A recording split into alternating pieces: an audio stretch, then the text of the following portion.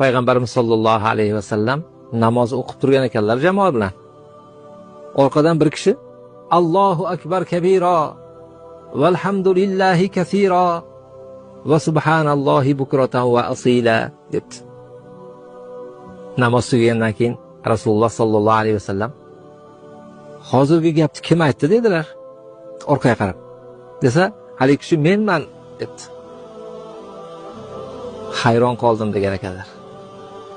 Siz shu gapni aytganingizda osmon eshiklari ochilib ketdi dedilar.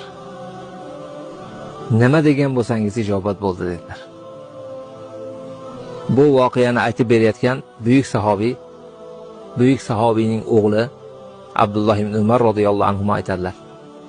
Payg'ambarimiz alayhisolatu vassalomdan shu gapni eshitganimdan beri mana shu duoni tark qilmayman dedilar.